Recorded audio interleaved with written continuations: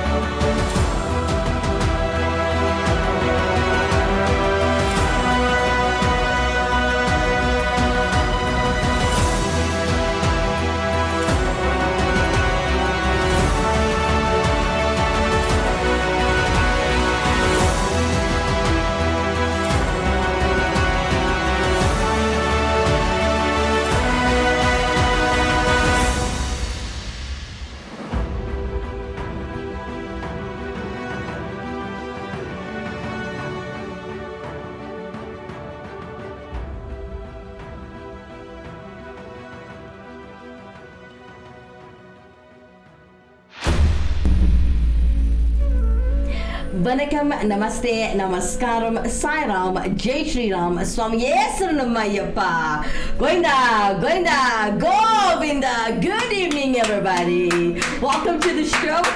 Welcome, everyone. You're currently streaming live in Lanesia South on Actonville TV. It's for everyone. This is the Journey Show, the show about exploring Hinduism as a whole. I'm your host, Kimera, Heeralal, and if you'd like to interact with us in studio today, please do so by commenting at the bottom of the screen, or if you wish to hashtag your views and comments and beliefs anonymously, you're welcome to do so by using our WhatsApp line, which you'll find at the bottom right of your screen throughout the entire show.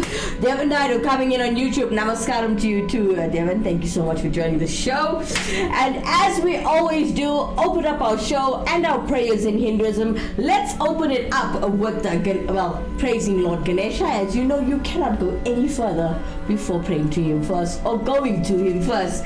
Coming up, helping us to open up the show this evening, we have a Lakshmi Stars from Durban praising Lord Ganesha.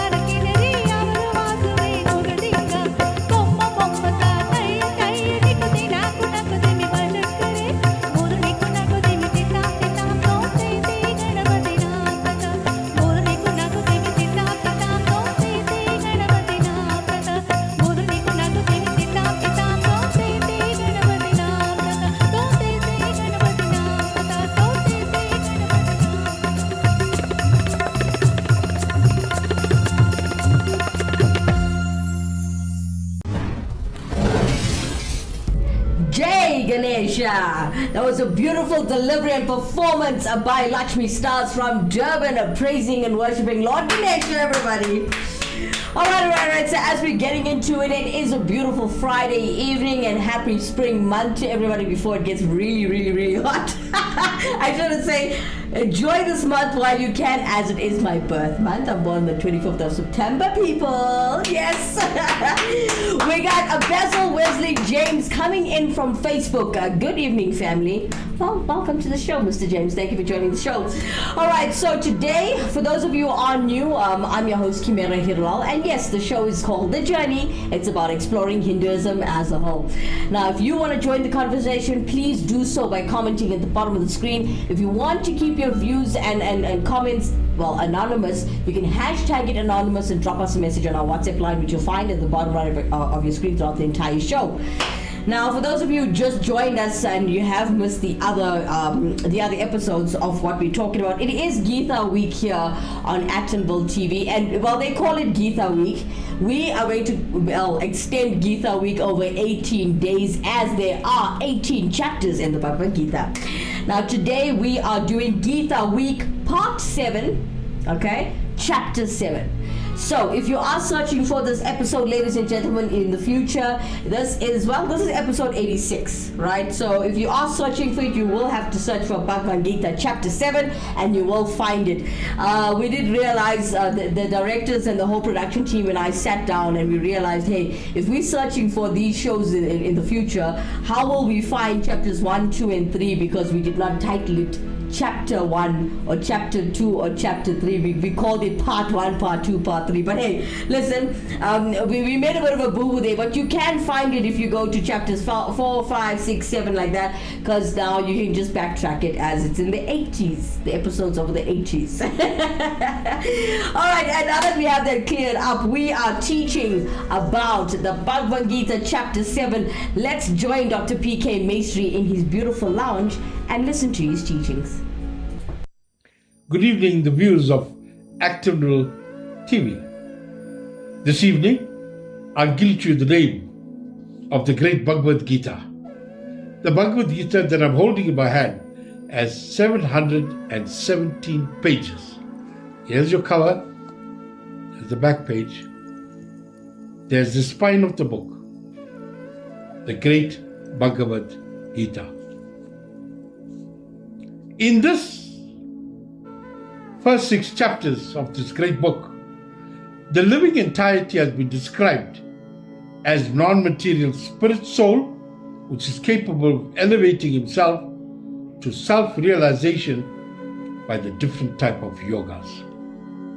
At the end of the 6th chapter, it has been clearly stated that the steady concentration of the mind upon Krishna, or in other words, Krishna consciousness, is the highest form of all yoga. By concentrating one's mind upon Krishna, one is able to know the absolute truth completely, but not otherwise. Impersonalized Brahmajyoti, or it's also called localized Paramatma. What is Paramatma? It's the supreme soul. Realization is not perfect knowledge of the absolute truth, because it is partial. Full and scientific knowledge is Krishna, and everything is revealed to the person in Krishna consciousness. In complete Krishna consciousness, one knows that Krishna is ultimate knowledge beyond any doubt. Different types of yoga are only the stepping stones on the path of Krishna consciousness. One who takes directly to Krishna consciousness automatically knows about the Paramajyoti and Param Atma. What is Paramajyoti? The spiritual sky, which is covered by the clouds that you see. So if you go beyond those clouds, you'll see the Paramajyoti. That's the ultimate. So if you pierce that layer, then you're entering the realms of God. Very few did, and very few will in the future. if you don't follow the Bhagavad Gita. Part 7 of the Bhagavad Gita, the chapter 7, is called the Path of Knowledge with Realization. I think that is simple. The path of knowledge with realization. Obviously, that comes with other things like yoga, meditation, all form part of your realization. Sri Krishna said, "O Arjuna, I will tell you how, with your mind attached to me, taking refuge in me, and being constantly engaged in spiritual practices to realize me, you'll know me completely without any doubt." Lord Krishna tells Arjuna that the ultimate reality has to be realized in both aspects, transcendent as well as immanent. The yogi who realizes both has nothing more to know. This complete union with the Lord is extremely difficult to attain. Yoga is like an ocean. So first, doing yoga gets you ready to know the higher truth. If you are miserable, you do yoga to get out of your misery, and this is the first step. The second step, if you are very restless or unhappy, yoga brings you that joy. The third step, it helps you to obtain skills that you do not have, because it is action which brings you happiness or sorrow. And if you are skillful in action, then your action will be only bringing you happiness and less misery. So what are you doing yoga? What are you doing yoga for? You need to decide. There is the fourth step to yoga, which is to take you to the ultimate knowledge. So the sixth chapter is all about yoga. How to meditate, how to sit straight and exercises and be immersed in consciousness. At the end of the sixth chapter, Krishna says, among the yogis, the one who keeps me in his mind is the greatest. So he just said a little bit in the end and left it. Everything comes from this one energy, and everything disintegrates back into this one energy. And that energy is me. Then Lord Krishna says, if this is a little difficult for you to understand, then let me tell you in a different way. I am the fluidity in fluids. I'm the rays in the light. Sri Krishna is a very clever teacher because he teaches as a friend. He does not impose himself, but very gently guides you step by step, understanding where you are. This is why you need a guru. He understands where you are. You don't have to explain, and then he tells you, take the step. Early on, Andy Poonen asked a question. He says, Doctor, where do I find this enlightened guru in South Africa? And I said to him, I'm sad to say, there may be one or two, or none in the country, but I promise you, I will research and find out, because he himself realized, our engineer on the show, he realizes that to get to the self-realization, you must have a true guru. It is like a mother who sits back watching a baby walking. She does not go and pick the child up every time it falls. If he has a small fall, she knows that he will get up. She just watches as a witness, guiding and supporting it. He says, having said that, I'm the source and the goal of the whole universe, and all of life, and all the planets, and everything. If that is too much for you, then I'll give you a little more example. I'm the fluidity in fluid. I'm eternal seed of all beings. So if you see radiance somewhere, know that it's all coming from one source. If you find someone very intelligent, then you know that it's coming from one source, and that one source is me. See, the mind goes towards something beautiful, so here Lord Krishna says, look, the beauty is not of that person, it is me. You better look at me. What is he doing here? The disciple's mind, which is going here and there, is bringing it back to one place, to the source from which everything comes, in which everything is sustained, and to which everything will go back. That is the seed.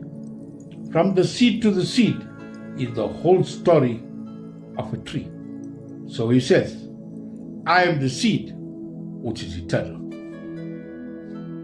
Having resorted to me, those who strive for freedom from decay and death come to me, come to know that Brahman completely, the self completely, and the no karma completely.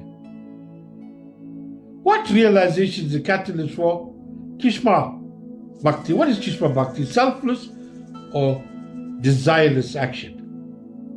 The world neither cause of sorrow nor cheerfulness. My mind is the cause of both. How is my mind the cause of both? Number one, sorrow caused by wrong misunderstanding of myself. In other words, misunderstood I. Cheerfulness is properly understood as I. They are the two biggest frightening, unavoidable facts of life. And they're called samskara. What is samskara? It's a mental impression or recollections. Having experienced something once, we have expectations for the future. So the two frightening, unavoidable facts are old age and death. Old age and death, and you know that. Death, some say I'm not afraid of death, only because I'm healthy. When death is very close, they start fearing. The younger one, associated with the old ones, they say, some of the old age people alleviate pain of this reality by associating with younger age groups, and they feel young themselves. A jhana appreciates, a jhana that means a knowledgeable appreciates and has assimilated their full. It resists looking down on the world and people because all is Bhagwan alone. Bhagwan will answer prayer and is backed by Ahimsa, non-violence, Dharma, righteousness. Shouldn't have obstacles preventing reception of a gift. Hungry man can't receive food if the stomach digestion has issues. If you look at what we're calling Niskama Bhakti, what is Niskama? It means sacrificing this happiness for that of Guru and God. So this type of Bhakti, all devotees' actions are means to the ultimate end, and they discovering nature. It don't reject money, only sees it as a mean to an end. Remove anxiety and focus. Only interested in going beyond time, which shows us continuous birth and death. Be careful. Lord Krishna magnificently unveils the intricacies of the divine knowledge, emphasizing the knowledge of material world and the eternal essence of the soul. He underlies the challenges posed by material illusions while highlighting the pure devotion of the wise. This chapter serves as a beacon for those adrift in life's turbulent seas, offering guidance to transcend and seek the eternal. As we internalize its teachings, we are equipped not only with philosophy, but also practical tools for an enriched and purposeful life. The Bhagavad Gita 7th chapter is a testament to the timeless quest for truth and a roadmap to navigate the complex maze of existence. That completes chapter 7. But in conclusion of our discussion today, I just want to quickly, briefly, in just a few minutes, brief you on a discussion by Reverend Hart and Satya Raja Dasa. They were having a discussion. And Satya Raja Dasa says to Reverend Hart, he says, the traditional long-established Gita commentaries, you see, the bogus interpretations work in such a way as to obscure the Gita's real message, including its most important commentaries. Today, one can penetrate the Gita's mystery with the help of the Bhagavad Gita, as it is by His Divine Grace, A.C. Bhagavata Swami Prabhupada. Here's the book. This is the definite edition with the original Sanskrit, word for word, transliteration, English translation, and lengthy discussions in the language of English.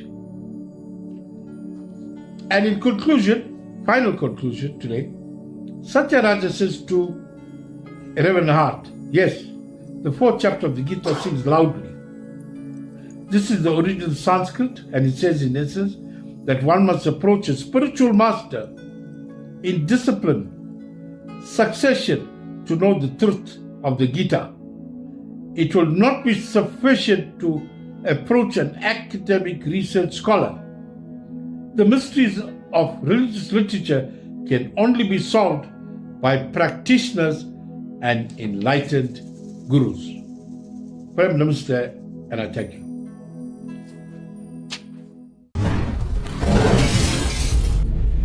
I hope you enjoy the beautiful teachings of chapter 7 from the Bhagavad Gita from Dr. P.K. Maestri himself, whom I call Uncle Peter. You can catch us in the restaurant Koval Temple in Lanesia South on Starling Street, extension 1.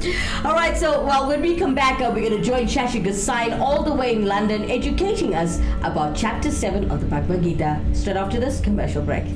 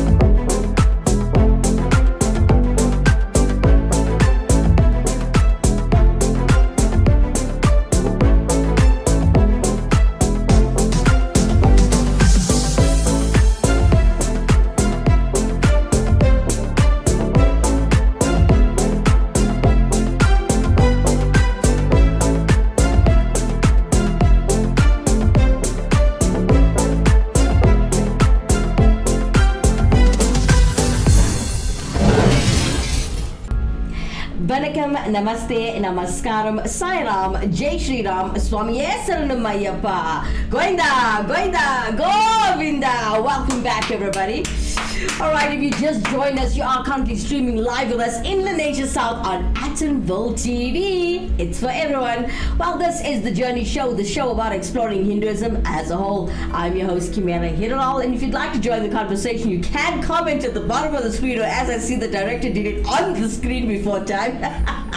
We have lots of love coming in. I didn't mention Nishi Heeralal saying Namaste Kimera, Ravi Nagan Naidu, Namaskaram to you too, sir. Heman Anagram, Namaste Kimera, Heman, Namaste Nishidi. And we got Sue Naidu coming in with Namaste and welcome to all. And I send lots of love and heart to you guys.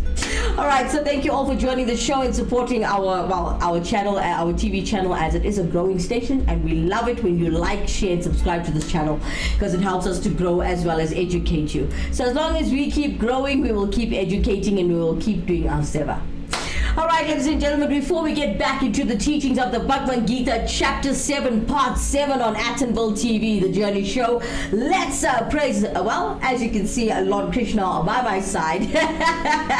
Let's praise him. And all the way from Durban, we got Lakshmi Stars praising Lord Krishna. Check him out. It needs little or no introduction. He's the king of devotional songs. So sit back, relax, and listen to Sri Jayendran Kandasamy.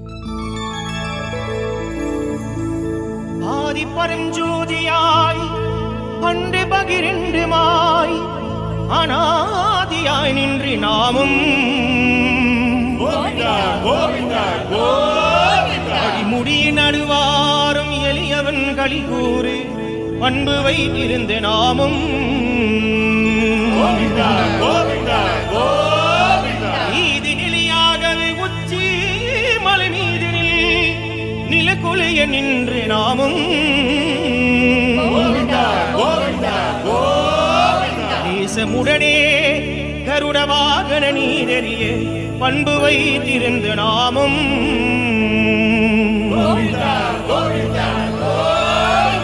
Krishna Mukunda Murare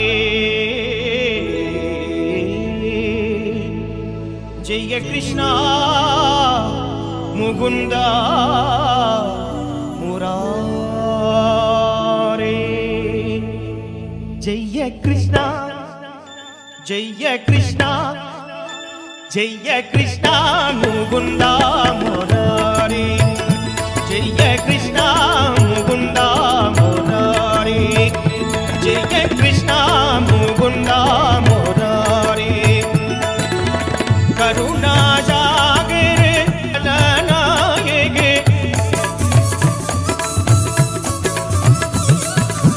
Karuna சாகரே கமல நாயக கணதாம்பரதாரி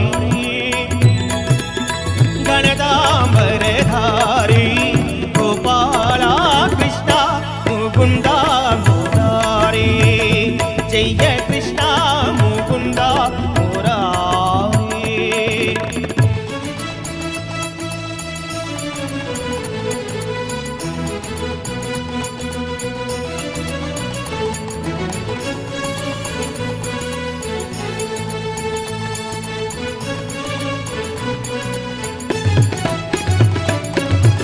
காளிங்க மத்தனே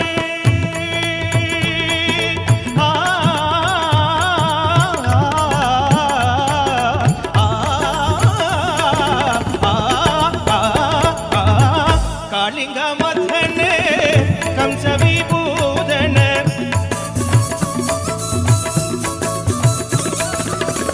காளிங்க மத்தனே கம்ச விபூதன கமலாகர நயனா கோபாலா கமலாகர நயனா கோபாலா கிருஷ்ணா முகுந்தா முராரி ஜெய கிருஷ்ணா முகுந்தாரி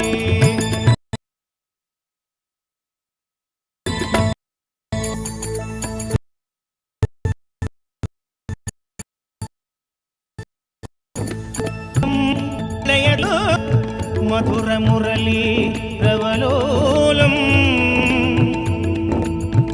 கோட்டி புண்ணியம் பஜாமி கோபாலம் கோபி புண்ணிய பஜாமி கோபாலம்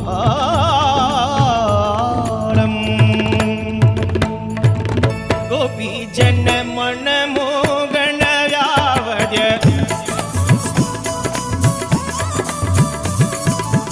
गोपी जन मन मोगन व्यावद गोपी जन मन मोगनि व्यावद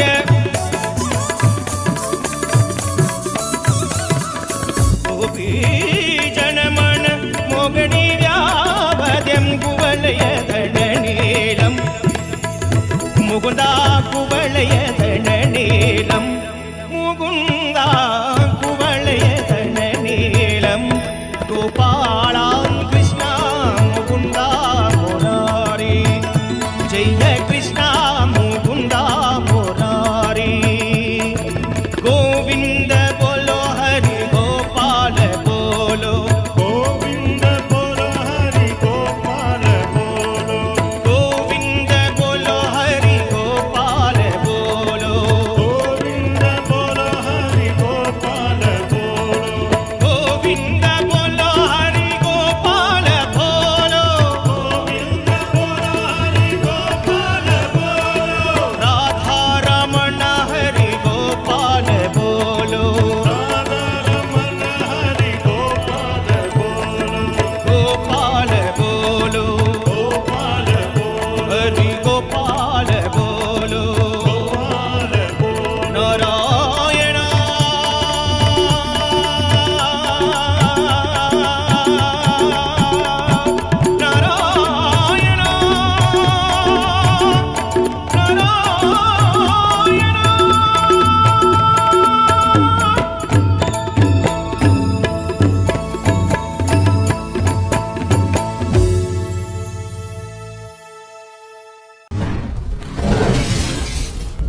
Govinda.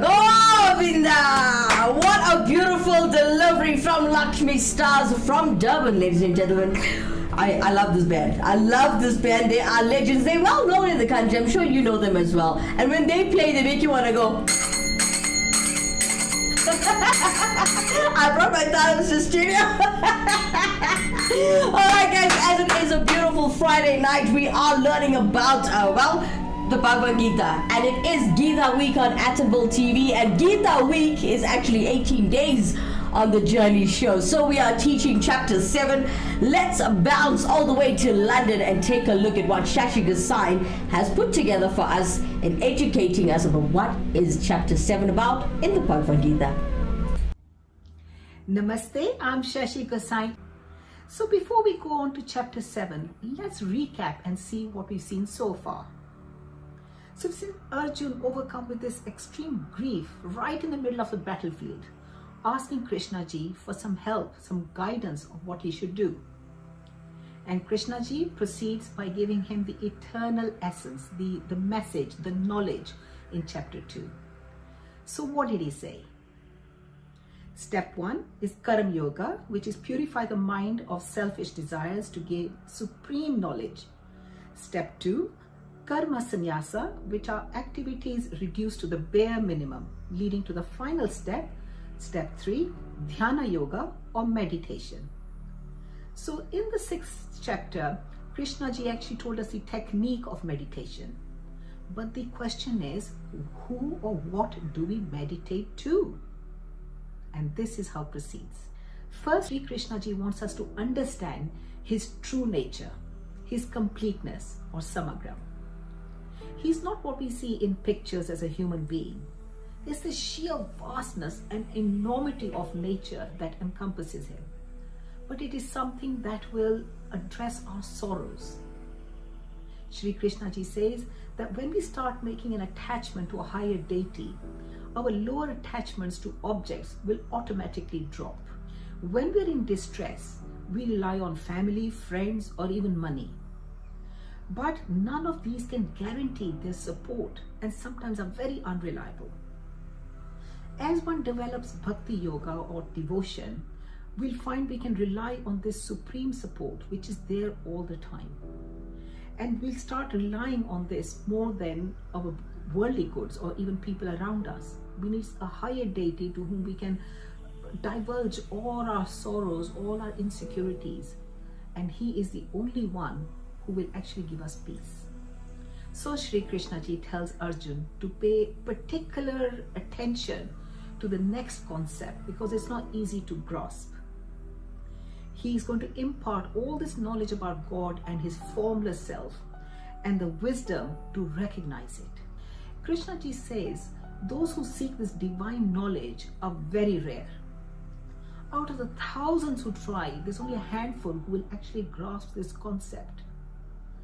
And although millions go to the temple, they'll fast, they'll do puja, but they don't really fully appreciate the full nature of the Lord and the whole essence around us. Shri Krishna ji then goes on to describe the full aspect. He says nature or prakriti is not just made of mind, body and intellect, but there are 5 physical elements that make our universe. And that is earth, water, fire, wind and space. The Lord created the whole cosmic world with these 5 elements, which means he's with us all the time in every object at every moment of our life. He also functions as a force that holds the whole universe together. Otherwise, you'll have atoms flying everywhere. In one of the shlokas, he gives an analogy that he's a piece of string that holds all the beads together. He's the origin and cause of this whole universe. He tells us that we have to differentiate our lower nature, which is our affinity with the objects, to the higher nature, which is affinity with the whole universe and the people around us, the essence and the prakriti. So once we start differentiating what is objects and what is the spirituality, this is when we get ready for the next session. The lower nature and the higher nature are both required to create this universe. And also everything that is created is sustained and ultimately dissolves into Ishvara. All the elements go back to Ishvara. So that means Ishvara creates, sustains and dissolves. So that is matter all around us. It's there, but it changes, and those changes are brought by and goes into the ultimate, which is Ishvara. It talks about cause and effect. So let's take an example. With what do you see? You'll feel its texture, the color, the shape, and so on. But where did it come from? The cotton came from a cotton plant that came from a seed, and the seed was in the earth. So the cotton actually came from the earth, which was what we call the cause. But the effect, the final effect, was a cloth. So this is cause and effect. You start somewhere, but what you actually get is the effect. And what we humans do is we look at the effect and we forget the cause of everything. And that is a fundamental problem where we don't see the real picture of everything. So why do you look at the cloth, which is the effect? The reason is, otherwise we have to bring our intellect into picture.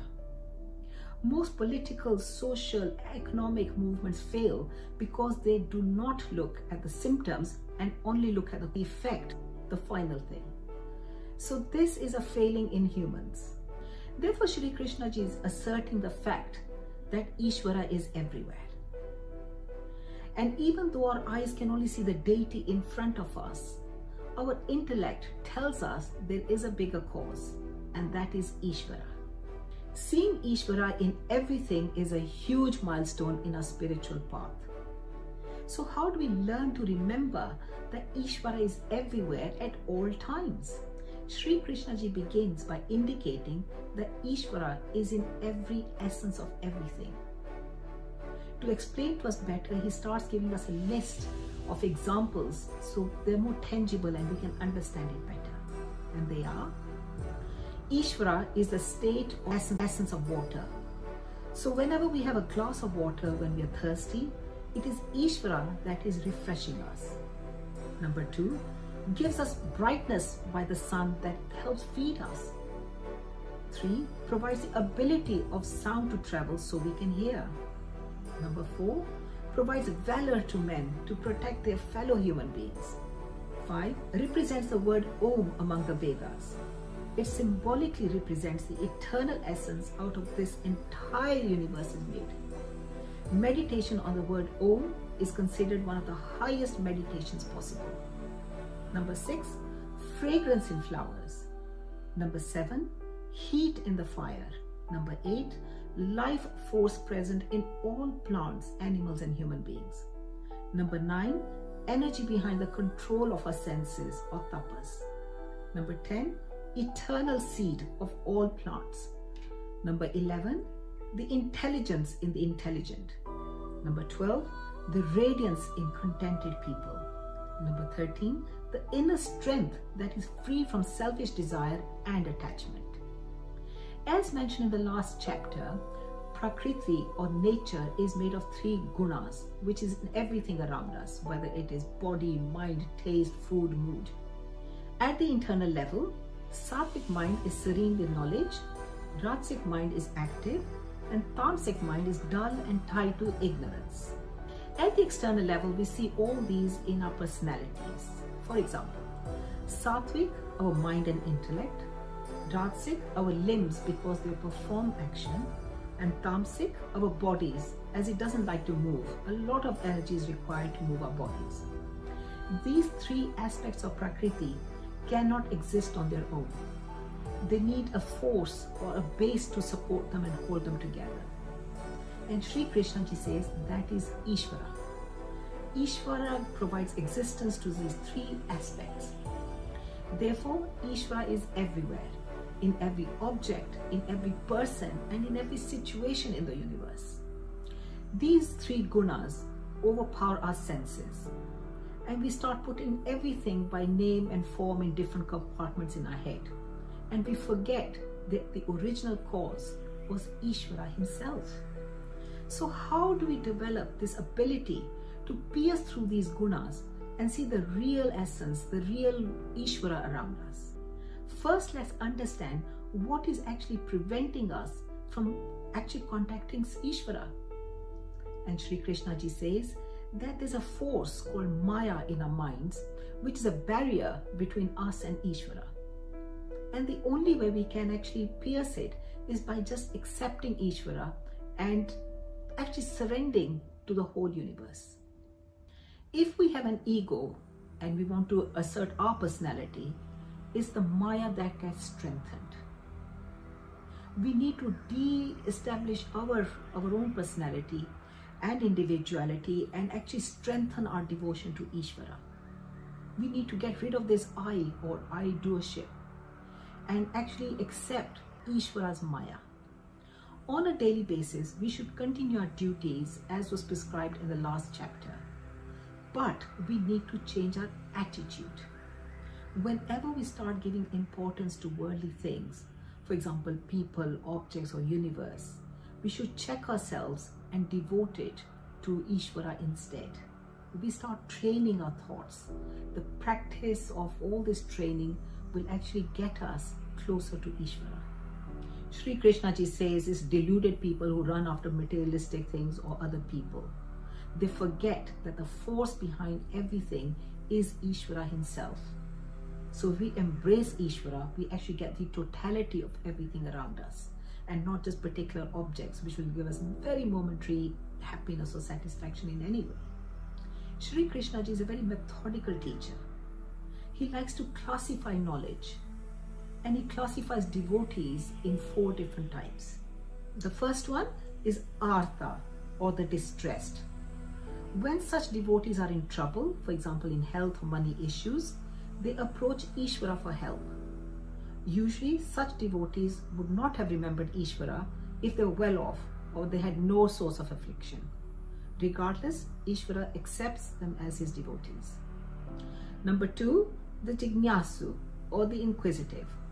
Such people are seeking knowledge in all its various aspects: economic knowledge, scientific knowledge, artistic, or even spiritual knowledge. They worship Saraswati as the goddess of knowledge. Number 3, artharthi, which comprises dharma, artha, kama, and moksha. In other words, such a devotee has realized that he needs to use all his time and resources on this world to attain liberation. Number 4, jnani, or the wise man. He is the one who realized that there is nothing other than God. He sees God in everything. Sri Krishna ji says that the wise devotee is his favorite.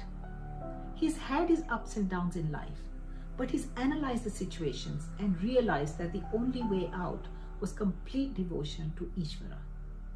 The wise devotee considers Ishvara as himself and not as a separate object. This kind of devotion, when you're at one with God, is called Eka Bhakti or Advaita. There's no duality, there are not two people, this is just one, the absolute oneness. And then Krishna ji goes on to describe the other devotees. Most people still harbor desires for material objects to give them happiness. And they'll pray to deities, for example Lord Ganesha, to get rid of all obstacles. Similarly, a businessman, he wants to build a factory. He'll try to appease the local minister or the local union leader so that he can build his factory. So that means he's appeasing other people. Similarly, most humans will try to appease gods for finite gains, not to actually see the whole connection with the whole Ishvara and the universe, but just purely for their own finite gains. Lord Krishna still feels that they're trying their best and whatever they're trying to pray for are answered. But that's not the whole story. Faith is a process that most people do not understand. For example, in the medical profession, patients get cured by what we call placebo or dummy pills purely because of faith. And we feel that as faith increases, the internal happiness increases and our spiritual journey actually starts then. It's the faith that actually brings in this happiness, and we want to attain more and more happiness. This is the ideal state to be in. So there are 2 kinds of devotees. those who go for the finite goals or the others for the infinite. Lord Krishna ji says there's nothing wrong by going for the finite goals as long as eventually we evolve to actually recognize the whole infinite, the whole essence, the whole Ishvara. The finite goal will make a person happy for a short period of time and then he's pursuing it again. So it's a cycle that they're trying to pursue that eventual happiness which they don't really get. It's very momentary. It's the infinite. When they start looking for the infinite, they get infinite happiness. And this is the eventual goal. We spend all our life taking in information using our five senses: eyes, ears, nose, tongue, skin. And we actually perceive everything just using these five compartments. So then we eventually start seeing even God as a finite image in front of us. And we forget the whole infinity, we forget the whole vastness of what Ishvara is all about. The true Ishvara is beyond all our senses. Our mind and speech can't get anywhere near it. But humans can recognize two things: that's space and time. So all our senses, hearing, speech, etc., is to do with space. But any changes that happen is relative to time. Things are changing all the time. So these are the two aspects. So we can't see anything beyond space and time. But space, time, and nature is what is called Maya. Therefore, we fail to comprehend this dimensionless Ishvara, who is beyond Maya, is beyond everything. We fail to see the real nature of Ishvara, which is beyond birth, beyond death, and it transcends time. For Ishvara, there is no concept of time. There is no past, present, and future. He knows everybody's past life, this life, and the future life. Shri Krishna ji says our senses are cast into these dualities: likes, dislikes, sorrow, joy, hate, love, what we've seen in the past. And this is what gives us sorrows, and we need to get out of this. He repeats this throughout. So how do we get rid of our dual nature, the likes and dislikes? And the answer is Karam Yoga. This is when we dedicate all our actions to a higher deity. We detach ourselves from senses. And this is the only way we can pierce that Maya, that barrier that we have. So Shri Krishna ji says that those who perform unselfish actions are now ready to see Ishvara. Once they've pierced the Maya, they are ready to go to the higher level. Shri Krishna ji stresses the fact that the wise devotee is not doing something very blindly. He is doing his Karam Yoga. He's purifying his body, mind, and intellect, ready for the next level, which is meditation. Studying the Geeta is akin to taking off in an aeroplane. At every chapter, we have a higher and higher understanding, and we go from the level of an individual to the level of the cosmic. For example, let's say we are thinking of ice cream all day and actually sleep with that thought.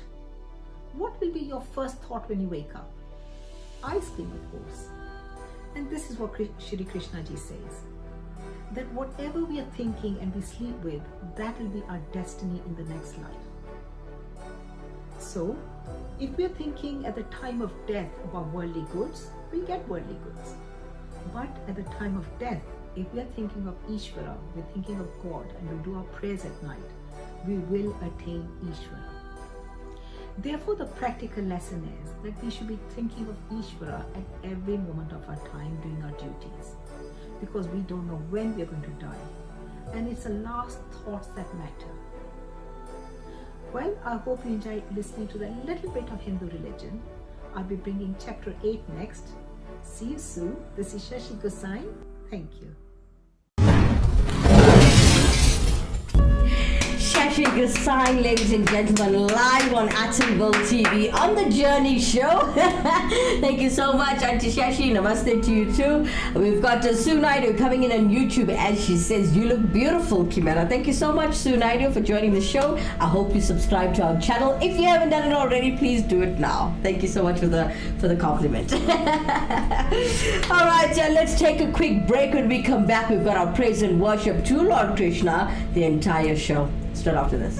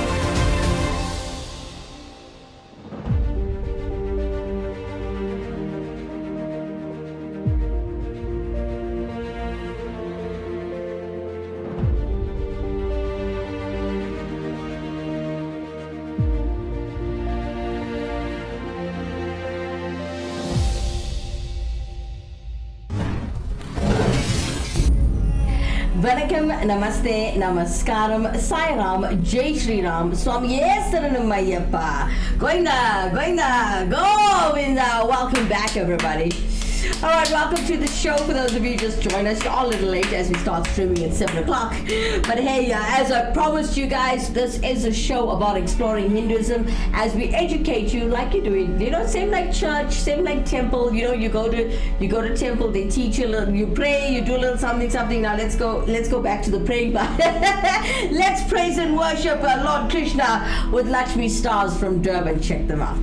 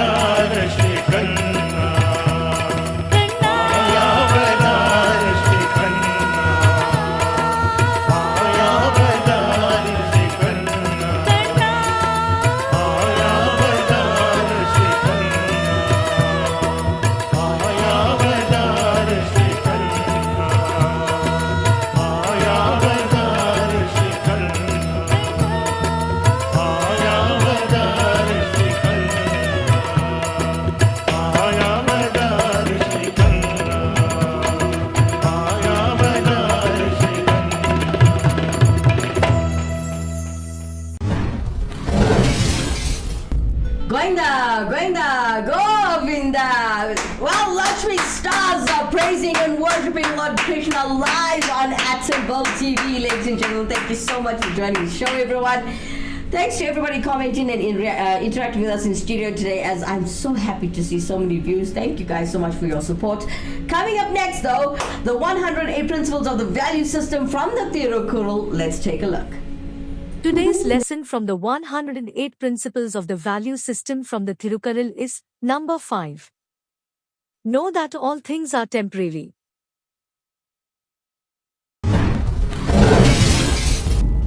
For those of you who are looking for a guru to perform certain services, you can contact Guru Indresan, as he will help you with your Jandagam, known as your astrological readings or your Panchagam.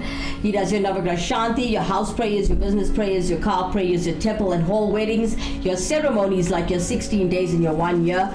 Not forgetting your Janda prayers, your auspicious Hawans, your Kumbha, Abhishekams as well. You can contact him after 6 p.m. every single weekday. He is available fully on weekends. You can WhatsApp him or call him on 081 325 0115. The number again is 081 325 0115. Well, that's all the time we have for today, folks. We'll do this again on Monday, same time, same place. We work according to load shedding, but we usually love to go live on the Journey Show in the evenings at 7 p.m. Monday to Friday. Well, have a blessed weekend wherever you might go or be, and stay safe and have fun. We'll do this again on Monday. Please stay safe, everybody. We were doing chapter 7 of the Bhagavad Gita, chapter 8 of the Bhagavad Gita, as we just completed chapter 7 of Gita week, ladies and gentlemen. From myself, Kimera, Heeralal, blessed weekend. Vanakkam, Namaste, Namaskaram, Sai Ram, Jai Shri Ram, Swami Saranam Ayyappa. Govinda, Govinda, Govinda. Good night, everyone.